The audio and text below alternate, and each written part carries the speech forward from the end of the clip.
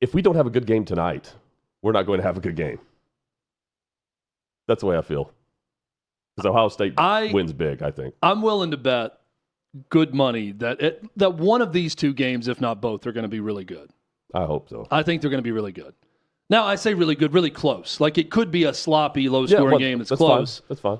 I think at least one of the two are going to be. I'd be surprised if both were blowouts, one way or the other. So, Nick Saban still is the voice of college football, but he's not the coach who is the voice of college football. Chad, is that James Franklin all of a sudden? Yeah, I think so. He kind of made a crack about Notre Dame not being in a conference and said, we're here to represent our schools and our conference. Well, I guess we're here to represent our school and our conference because Notre Dame doesn't have a conference. And then he goes on about uniformity in the sport and how it's needed. He said, now this isn't a knock at Marcus Freeman or Notre Dame or their team, but he does believe that they need to be in a conference. He also thinks that all conferences should play the same amount of games, while also referencing the fact that he thinks it's smart that the SEC only plays 8 conference games. So it sounds like he wants the Big Ten now to play only 8 and not necessarily for the SEC to play a 9th game. But what James Franklin wants more than anything else is a uniform system across the top of the sport where it's either everyone plays a conference championship or no one plays a conference championship game. Everyone plays 9 league games or everyone plays 8 league games, or you get a number that essentially is the same across the board in college football. He mentioned Nick Saban or Chris Peterson to be the commissioner of college football. This all sounds fine. I don't have any huge objection to anything that James Franklin is saying. And we've talked about Nick Saban being the perfect voice for college football for a while. And while I think that could be true, there's a reason that James Franklin's conference commissioner, Tony Petitti, went to Harvard Law School and was a television executive for a long time. There's a reason that Greg Sankey, the other most powerful man in college sports, the commissioner of the SEC, his background is basically legal in that it's in compliance in college sports. It's how he got his gig when the SEC was having a lot of compliance issues. He stepped in. He became the right-hand man of Mike Slive and eventually became the commissioner of the Southeastern Conference. So he's not a lawyer by trade, but his background's in compliance. There's a reason that lawyers or businessmen typically, or women, have jobs like this and not football coaches. Because football coaches can't see past football. And there's a lot more than just football going on here. Would Nick Saban or Chris Peterson be great in the football side of this in some sort of leadership capacity in the new college football that's to come, that's already here? Sure. But would they need a lawyer or a business person to run pretty much everything else? Likely. So James Franklin, who has all these big ideas, even James Franklin, when confronted with tough questions, this is how he responds to those tough questions. Guys, how we doing? Good. This is obviously a serious and sensitive subject. I know Greg read that, but we haven't heard anything from you on this. John, we released a university statement. All right, do I need to read the statement again? If you would like. All right. Regarding the 2 former Penn State football players, we released a statement yesterday, and our program and athletic department will have no further comment. If you need the statement, please reach out to me or Chris. Hey guys, any questions? James, at what point in the summer were you aware that these guys were not going to be on the team? Exactly. That's exactly why you need someone with a legal background running college football. That's the reason, right there. Even James Franklin can't answer the tough questions when thrown his way. He's going to defer to a lawyer. That's why oftentimes, these commissioner jobs are lawyers, business people that have a background like this. So, look, James Franklin, I know Hutton, he had a lot of things to say, and we're gonna play some of that. Yeah, I mean, I've got no big objections to what he laid out, but I will say the more I think about, we keep throwing Nick Saban out as college football commissioner. There's a reason Nick Saban even says, that needs to be a lawyer. And he said that. It needs to be someone like a Greg Sankey that manages that part of it and not a football coach. And that's Goodell's background too. Yep. But he still defers. So when Goodell steps away in 2027, as he's always thrown out there, there is talk that the NFL will have co-commissioners, that you will have the type of background, Chad, that you're describing, but also have like the player coach representative alongside in terms of the same distribution of power. There's no reason why you can't have the type of person like Nick Saban running things and then still have one of the executives be the voice of that law lane, as we'll call it. And I think many can relate to this. I mean, just like James Franklin, sometimes you're just told that you can't talk about something, period. Yeah. And that's exactly what happened there, although the way he handled it is what he apologized for, the way he handled the going back to the podium and all that. I still think, for instance, Franklin's willing to answer questions like this even when, his opponent's head coach is sitting next to him. I think it should be consistent across college football. I think, again, this is no knock at Coach or Notre Dame, but I think everybody should be in a conference. I think everybody should play a conference championship game, or no one should play a conference championship game. I think everybody should play the same number of conference games, but just the numbers are going to make things more challenging if you're playing one more conference game. So I just think things need to be consistent across college football. And so that was what Chad laid out. He said I can't disagree with that. Well, but see, here's the thing. A lawyer can't get up there and say that. Yeah. It's got to be someone like that running at least the figurehead and the voice doing this. And it doesn't have to be someone like James Franklin, but I commend him. I'm with you, Chad, but I don't have to agree with it for me to applaud it, because I want coaches to speak up more instead of complain in the background. I think Greg Sankey or Tony Petitti could have stood up there and said the same thing. Well, they can now. And been as eloquent in doing so. But Sankey had to start the Southland Conference. What they need also is they need a James Franklin or an ex-coach at some point, Nick Saban, Chris Peterson, to say, all right, here are the concerns of the coaches. Here's the competitive concern when you do this. Here's the problem with imbalanced schedules. Here's the problem with some playing conference championships, but not everyone else. So here's a possible solution. And then have the person with the legal background, the business background, to make all of those parts in the whole shell game of college sports work with networks, with sponsors, that's with everyone else. And then make it all, and also where you're not going to get sued, because that's the big fear now of everyone, right? Is that they're going to get sued. But we wouldn't hear from those. They wouldn't say anything like he just said, because they already have talked behind the scenes with the networks. That's why the system is the way it is. So I like the fact that he's in a position where he's willing to talk. Kiffin's willing to do it, maybe not to that extent. Kiffin would sit next to a coach and say that, but I wish Freeman would have chimed in. Jumped in immediately and to say, no, we don't need this, but here's why. Here's why we don't need it. But maybe he doesn't really care, and he's fine with that if that's the case. Yeah, as just an employee of Notre Dame, he might. I'm sure he has an opinion, but he might just be like, hey, this is what we're playing with right now, and if tomorrow we join the SEC or the Big Ten, then we'll have to deal with that when we get there. But then he's probably on board with what Franklin's saying. Right? Because of the circumstance. Having just come back from Big Ten country in Nebraska, I will say the number one thing that the Big Ten, they got a lot of problems with the SEC, but the top thing I hear constantly is just play a ninth conference game. It's ridiculous that you play a nobody in November. Play a ninth conference game like the Big Ten plays. I think a ninth conference game. I think they will when they expand the playoff and they're guaranteed 4 in. Yes. I think that's when they expand. I think under the current structure, they're in no hurry to add a ninth game. Nope, and they shouldn't be. Because they got one less team than the Big Ten. Happened? If it was Alabama in over SMU, right, they'd probably be quicker. Yeah, you will join the Big Ten and play 9 games. Yeah. But I saw where Steve Sarkisian also was saying, it's probably not wise to think that someone's not going to have blemishes on their schedule in today's college football. Yeah. He said it's unwise to think that anybody's just going to go through. I mean, Oregon did this year, and then they get blasted in their first playoff game. They didn't start and they dominant. Get blown out in the playoff game. Yeah. So, and he's right. I mean, it's leaning more towards NFL in terms of parity, but it's completely unlike the NFL in that there's no rules or salary caps or anything for any player. You can come to and fro however you please and go to the highest bidder wherever you want to go. It was interesting what Clay said yesterday. I was thinking a lot about this, but he's talking to coaches, and they're saying the number one thing they're concerned with is paying too much for the wrong guy. It's not about not having the money.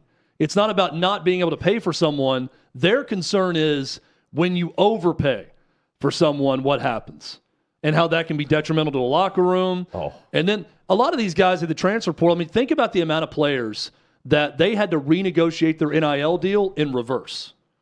So the collective meets with the players after the year and says, you're not playing well enough or you're not getting enough snaps, so we agree to this NIL deal. We're going to cut that in half. Well, that means and then they say, nope, screw you, I'm going to the transfer portal. But they know by approaching said player, they're okay with that. See, I would, of course, they know that they got a chance I to would lose be them. as paranoid as overpaying as under-offering, like giving up a low-ball offer and then seeing the player not – I would trade the weird dynamic in the locker room for the player being in my locker room instead of someone else's for fear that guy's going to go and ball out.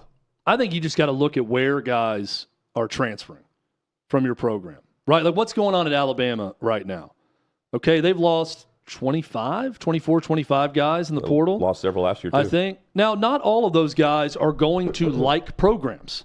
You know, some of them are going to step down because they weren't playing at Alabama, and they're going to go somewhere else to play. But, you know, Justice Haynes, who's going to go back to his home state and play at Michigan, that's a big loss for Alabama. And they had the defensive tackle who jumped in the portal after the Vanderbilt loss. Amari Jefferson goes from Alabama to Tennessee, and that's back to another home state.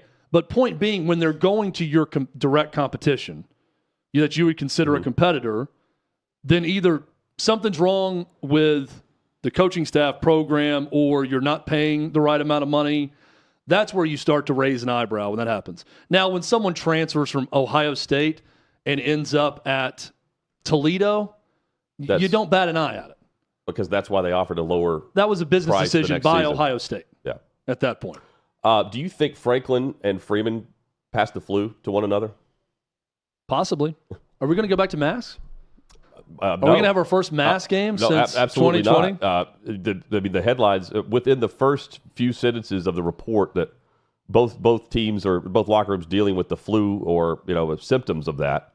It's game will go on as scheduled. It's like no issue, no issue whatsoever. It's interesting. Just the flu. Just the response to it. I heard from a buddy Hutton. I haven't double sourced this, so I can't really report it.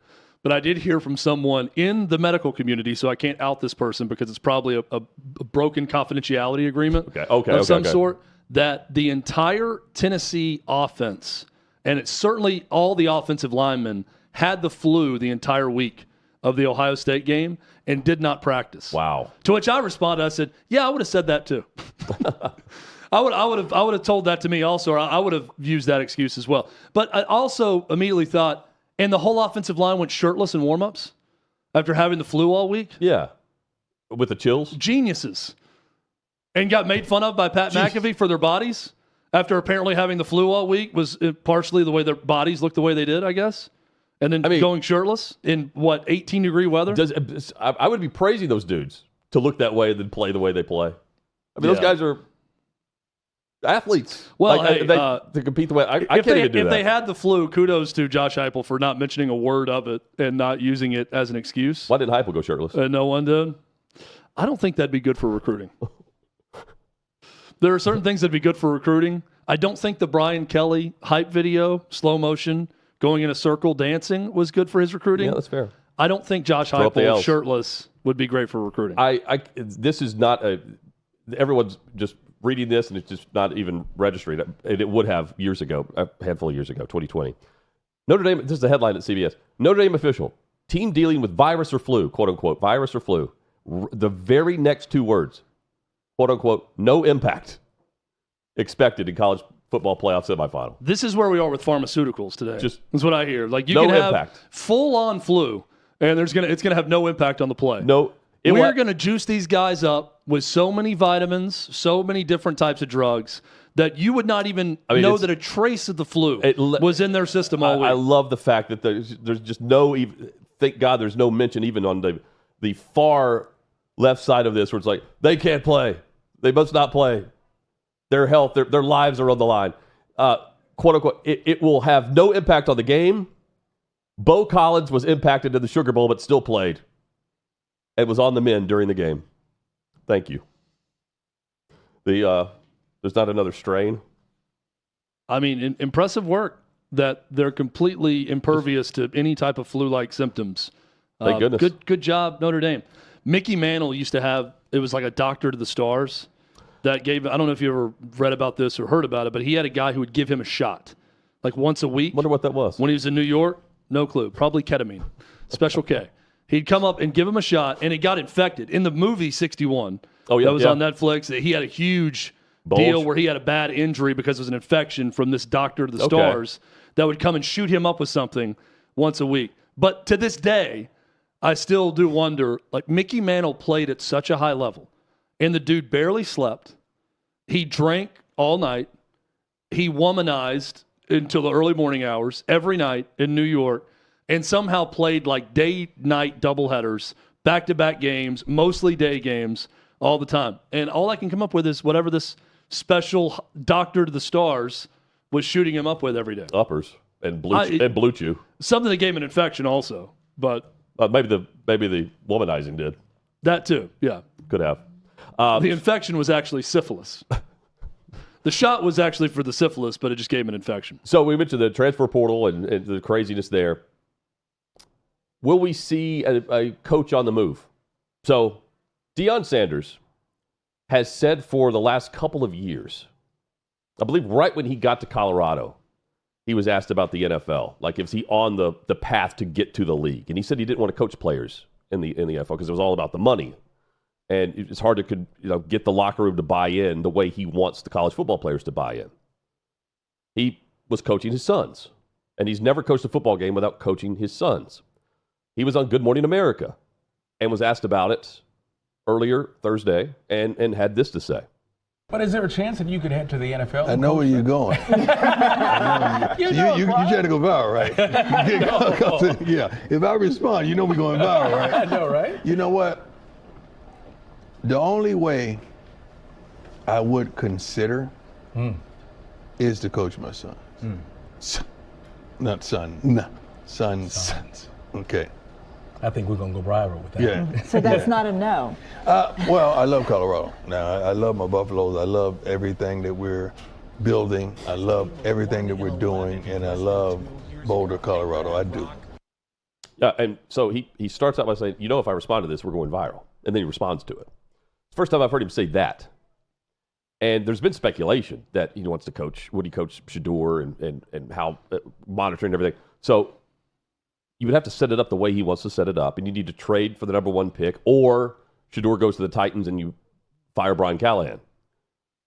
I've got some scenarios here, Chad, but first let's just discuss the Deion factor. He just threw his name into the ring. Yeah. Let's start with that, right? That's that to me was, I'm open to the highest bidder. If you can work out a deal to draft my son at quarterback and bring Shiloh on, I'm your guy. And what it is, he's like, the Raiders just called Bill Belichick. They're willing to pay a buyout. Call Colorado. Let's go. There's no guarantee that you get to coach both sons, but I mean, LeBron did it with his. He was playing with his.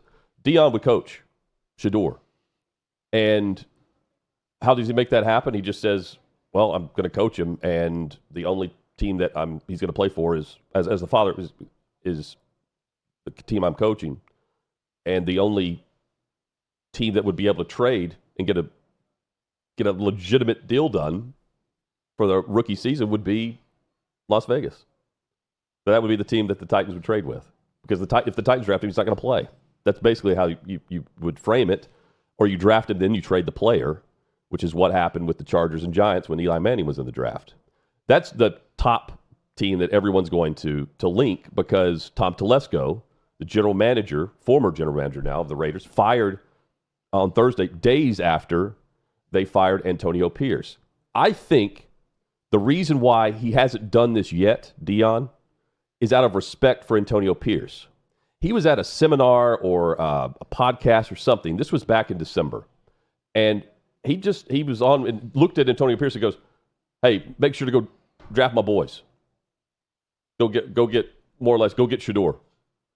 And he said he loves the way Antonio Pierce runs a locker room.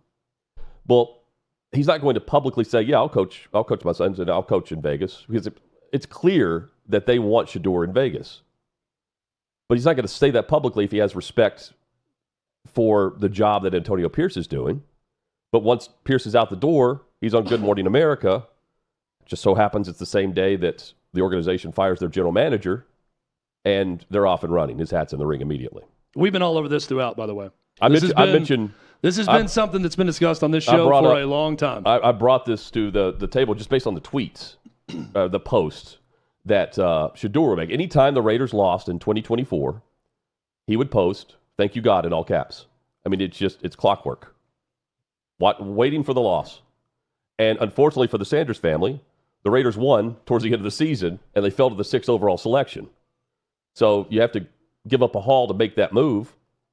But the Titans at number 1, they need a quarterback, but they need draft picks. Carthon, the former GM there that was fired this week, he traded away some draft capital. They don't have many picks. That's part of his reason that he's out the door, except for the backstabbing. That's another story. But the aspect of Shador playing with Deion, you just cranked up. I'd be intrigued. Maybe we can look this up, Davey or Adam, the odds right now for who the number 1 pick would be, like the Raiders or Titans. What is Shador? So what is Shador Sanders for number 1 overall? The Titans, to me, would be number 2 on the list to play to draft Shador Sanders and actually have Deion as coach, but not this year. Not this year. This is from, let's see, Mike Felder in Boston. Since 2010, every coach who has finished with the number 1 pick has either been fired that offseason or the next offseason, with 2 exceptions. There's Hugh Jackson in Cleveland, who lasted through 2 off seasons and then was fired quickly in the following season. And then there's Zach Taylor, who drafted Joe Burrow and then survived a 5-12 season to pair him with Jamar Chase. If you get the number 1 pick, you're not coaching that player at all, or not for long. And Brian Callahan is on the clock because he's going into year 2 and he's working for an owner who doesn't have patience of losing. She wants to win. So if they end up drafting a quarterback or any player, it's just the number 1 pick, you better win. You better win. But it doesn't look like the Titans are close to that right now, Chad. So I put the Titans number 2. The Raiders, to me, are the obvious pairing. And then the Giants would be on the list, too. You like that list of... Yeah. I'm pairing Deion and Shador together somewhere. Yeah, this could also be something that's great for a team like the Titans. Yeah. Because if the Raiders go this route and go all in on Deion is going to coach Shador... And Shiloh. The price has just gone way up. And Shiloh, by the way, could be... Because you know what they have to do. So they're going to have to give up a haul to the Titans in return. And this could be the basis of whatever the Titans become, if it's going to hopefully be a lot better than what it is right now. However, so it could be a great thing for them. You have to give up the haul, but what if you're the Titans, you know that Shador's not going to play for you? Like, that's the other end of the leverage. Yeah. You know, like... Yeah. And I think if you're fine with that... You draft him? I mean, if you think the guy is... You just don't trade it? You think he's Jaden Daniels or Joe Burrow, you obviously draft him. But what if you're the Titans. But what if he says... What if he's like Eli and says, I'm just not going to play for you? Then you That's what I mean. You got to work a trade. And now earlier this week, when Rand Carthon was fired, Deion reposted the Titans announcement and said, wow. That was just, however you want to read into that.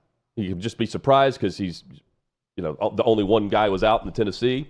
But just so happens Tennessee has the number 1 pick and he could be Shador What if Sanders. Rand Carthon told Deion Sanders, my plan would be to fire Brian Callahan, hire you, and draft Shador? And that's one of the reasons he said, wow. Well, there goes that plan. Because the GM who promised me the job that he would give it to me if he had the chance. Did Deion say anything whenever the Raiders announced that Telesco has been fired? I don't think so. Interesting. And again, if they hire Deion Sanders, we have our answer. They're going to have to trade up, or there's going to have to be some sort of, which I don't know why anyone would agree to this, but some sort of worked out gentleman's agreement that no one drafts Shador because his dad's going to draft him at 6. No, or we're going to trade up to get him. Yeah. Or you trade the player after you draft him. That's the point is now you stated what you're doing. Yeah. He's only going to coach this team if his son's the number 1 pick. So you have to trade up with us. So our price just went up. Or if you're the Raiders and you want Deion to be your coach, you go ahead and trade with the Titans now before you hire him to prove that you could get him. I think that would be very extremely odd thing to do before you have a GM or coach in place. Well, you could have the owner say, "Let's go ahead and trade up the number 1 pick." You would have the GM in place, the GM that Deion wants. Yeah, you could hire the GM. You could set it up perfectly if you want. It's very intriguing because I was on board with Deion saying exactly what he wants to say. But if you get a call if you're the Titans and they don't have a head coach in place and they want to trade up for the number 1 pick, you know who that head coach is going to be, right? Yeah. If they're waiting and waiting and waiting, and you're like, I wonder who that guy's going to be. Maybe the father of the number 1 pick. I still feel like they're declaring, even by not having a coach, what's going to happen. Again, could be a great thing for a team like the Titans. And the Titans they don't have a general manager. They have a president of football operations who has general manager power without the title. Meanwhile, Travis Hunter's saying, I thought I was like a son to you, Deion. Come on. That's a great point. Can I play for you also? I got to go play for one of these other guys? And then you didn't hear his name? Yeah. Davey, what do you have? So on DraftKings, it's still Cam Ward minus 150. And then you got Shedeur Sanders next best odds for the number 1 overall pick at plus 120. On FanDuel, Cam Ward minus 125 plus 105 for Shedeur. So some, I guess, closer odds to being the favorite to where, I mean, that line would be easier to swing. And Travis Hunter's third on both of those lists. Okay, that's interesting because Cam Ward's the favorite because there's reports already that the Titans prefer Cam Ward. That was over the weekend, I think. Yeah. And so if that's true, then you're trading with New England, who doesn't need a quarterback, where it's not as steep of a price, but it's a huge jump. And on most of these books right now, the number 1 overall pick is the only thing you can really bet on for the 2025 NFL Draft. I would bet on Shedeur. Plus 125 at one book, plus 105 at the other? Plus 120 and plus 105. 120, 105. Yep. I would take that. Did you guys know that Deion Sanders hosts his own daytime talk show every week? Like some coach's show? No. I saw an ad for this. He hosts a show called We Got Time Today. It's on Tubi. It's Tubi's first ever original show.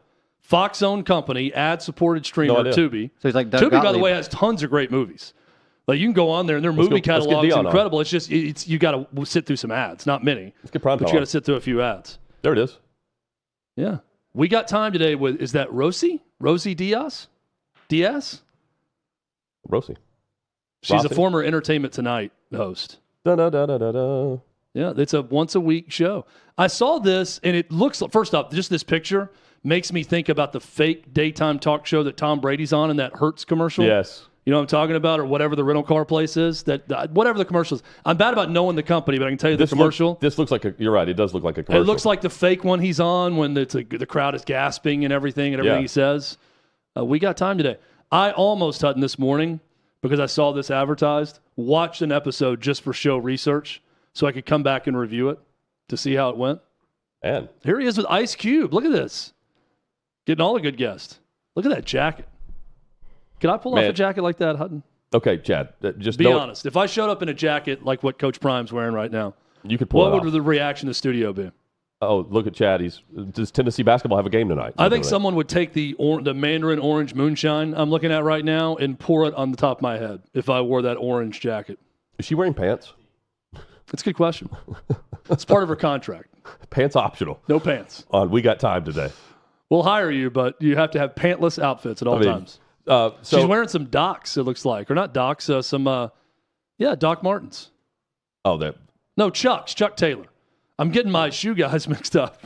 Old Dr. Martin and then Chuck Taylor, Charles Taylor, two different shoe guys. She's wearing Chucks. Man, so he's a part of the Fox family is what you're saying? Yeah, I guess so.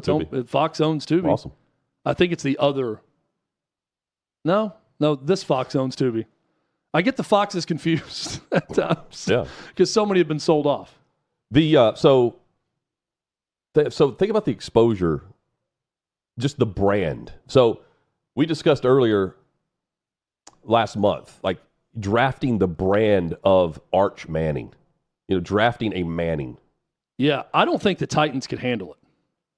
Oh, I do. Because the Titans become him. It's not he's running everything. He just like Colorado. So the Titans could handle it because it's Deion's. Because he would tell everybody what to do. And he would bring everybody in that's his people. Yeah, maybe. Now, I'm not saying that that's the right move for if you're owning a team, what you look for. If you want to run your team, you're no longer doing that. Jerry Jones isn't hired in because Jerry Jones wants to run the team. But the Titans could handle it because Deion could handle it. You see what I'm saying?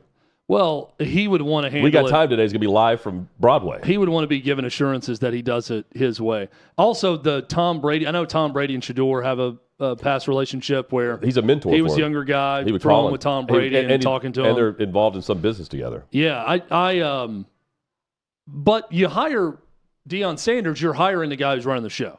Yeah. Would Tom Brady want that with ownership in Vegas? Sure, I don't know. Sure, because Brady's not there on a daily basis. Yeah. Brady's calling games.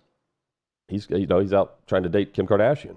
Is that who he's with now? No, there was always. I didn't know the latest rumor. That was just part of the Netflix Brady roast. I didn't realize that Timothy Chalamet was with Kylie Jenner until I watched the Golden Globes, and I was like, "Who is the brunette next to Timothy Chalamet?" And I looked it up. I'm like, "Oh, that's Kylie Jenner, his girlfriend." Yeah, I mean, how was that award show? Well done, by the way, Timmy Chalamet. Well done. It was actually pretty good. Not bad. I'm not a big award show guy anymore. Nikki Glaser was the host. Oh, I bet it was good. The lesson is, if you get someone to host one of these shows, get someone who is accustomed to being on stage and presenting. And who will because rehearse. When you she get rehearsed actors, her ass off, I'm sure. Yeah, you get actors or a writer or someone like that they're really not comfortable. And when she got done with the night, it was also refreshing that she's like, I had a really good time tonight, guys. Thanks for having me. Because usually people host these award shows like, it's over. Oh, God, this is so long. Like if it's Ricky Gervais, it's funny. Yeah, thanks a lot for laughing, you losers. Yeah. It's like they want to get out of there the moment it starts. Ricky Gervais, it's his whole shtick, so it's funny. The silence of the jokes make it hilarious because it's uncomfortable. Everything else is uncomfortable because the jokes don't land. Yeah. Her only, kind of cutting uncomfortable things was she would have quick little asides that you'd have to be listening to, that she would drop the bomb on someone quickly, then you move on. And she spent every hour she was awake to try to rehearse that. Oh, yeah. And get it perfect. It was good. She said, just look around this room right now tonight, and it was showing all the stars. She's like, one of you in this room will be P. Diddy in 10 years, which was pretty funny. Saying, we don't know who it is. Awesome. We said, we don't know which one of you guys it'll be. And she said, I mean, it could be a girl. It won't be a woman because it never has been. So it'll probably be one of you guys. Yeah. But one of you will be the next P. Diddy. We will say, I can't believe I was around that person this night at the Golden Globes. Before Armando Salguero, how about Mick Cronin going I love this. nuclear on... I don't know how much longer Mick Cronin's going to have a job at UCLA. Because when you start doing this and going down this road, you either have the greatest job security on the planet or you are on the verge of a season falling apart where you're going to get canned. He just said, Gerard Mayo, hold my beer. Yes. But we don't play. We're soft. So don't tell me you want to win. Just don't tell me you want to win. So don't tell me you want to win. It's crazy, and it's every day. I'm tired of it. It's every day. I have the most energy of anybody at practice every day. I'm upset with everybody in that locker room, my assistant coaches and my players. I mean, I don't need to do anything else. I almost got 500 wins. I'm only 53. I mean, it's a joke. It's a joke. But yet I come in and I have more passion and energy and pride than everybody in. That's the problem. So what the truth of it is, Ben, it's really hard to coach people that are delusional. The hungry dog gets the bone. We got guys that think they're way better than they are. They're nice kids. They're completely delusional about who they are. That's one of the best rants ever. Just the demeanor the whole time. They're good kids, delusional kids, but good kids. What I hear in that it's not great when you're dropping. I've got 500 wins. I don't need to do anything. That's not what your employer ever wants to hear. I don't have to win another game, and I've had a great career. I mean, if you think about the great coaches right now, where's Mick Cronin on the list? I mean, no one. I don't think he comes to mind of the 500 win club. Yeah, I'm going to search right now active wins leaders in college basketball. He's going to be. Coaching, but I'm saying, like, just to see where he is. Is he one of those coaches that makes everyone miserable, but he's really good at what he does? He's Bill definitely Belichick? got some of that to him. I mean, maybe there's some self-awareness problems there, but it doesn't help. I mean, I like the attitude of the energy and the telling his team, don't come over here and tell me you want to win with the way you're playing. I mean, that's on the individual, but effort and just all-out hustle, that's on the coach. Did he say he almost has 500 wins? Yeah. He's not close to the top 10. He said, I've almost got 500 wins. I don't need this. The active leaders in college basketball wins, Mm-hmm. John Calipari has 855. Rick Pitino has 854. Those guys going back and forth. Love it. Who was in the NBA for a while, too. Bill Self, 810. They were literally fighting back in the day. Rick Barnes is right behind him at 806. And then you got to go down to Dana Altman, 755. Mark Few has 716. So, Mick, you do need this. Jim Larinaga just resigned, so he retired, but he retired at 712. Tom Izzo, 707. Kelvin Sampson, 689. Yeah, so Mick Cronin is sitting there going, I'm one of the best. That's also delusional. Yeah, Leonard Hamilton, 643. Now, he is only 53 years old. All those guys are but he said a good bit older than him. Right, that's fair. But he's saying, I'm 53, I don't need this. Okay, dude. Well, yeah, that's where he shouldn't have gone. Like, but if I hear that as his boss, I'm like, oh, you don't really need to win anymore. Got it. Yeah, I understand. You said the hungry dog gets the bone. How hungry are you? If you're up there telling everyone, I got almost 500 wins, I'm good if I don't win another game. And if your team's had soft, a great career. That's a reflection of the coach. Yeah, they don't like you. Now that doesn't mean it's your fault, but it means you're not connecting with them in some way. Your staff isn't doing that either. But that's also where we are. I mean, John Calipari and Rick Pitino, they're coaching in a different way now. You can't be a hard ass every day. Yeah. You have to bring the baby powder. And that's unfortunate. Bruce Pearl has 688 wins, but I think a lot of those were at Southern Indiana, so it's not all Division I. But he just became the active wins leader at Auburn. All-time career, most wins at Auburn as head coach. Dave, you had something to add here? I was just going to say that is not counting in vacated wins because Calipari and Pitino are not that high. Yeah, they apparently this list that Sports Illustrated put together just decided to not include the NCAA in their factoring in at all. Yeah. Said it doesn't exist anymore, so we're not going to count any vacated. How many wins. vacated wins were there? I know hundreds upon thousands. How many Rick Barnes have on that? Because he's only 4 behind Calipari right now. Because the conversation is, will Rick Barnes surpass John Calipari for most active wins before the end of the season? That's the way to phrase it. Chad, the way Chad and I looked at this is, did they play the game and did they win? Did they win that banner or not? Like at some point, it'll be like, we're going to compare championships, and Jim Harbaugh, let's not counting the championships that he was vacated. But it wasn't vacated. It's really hard to find. The AI overview gives me Mark Few, then Rick Barnes, then John Calipari on the list. Barnes second, then Cal, then Pitino. So he may be behind Rick Barnes if you take away the vacated wins. Already? John Calipari. I don't know. I feel like you would know that. Again, this is what AI told me. Oh, yeah. I had a Sports Illustrated list that they included all of the vacated wins for both those guys.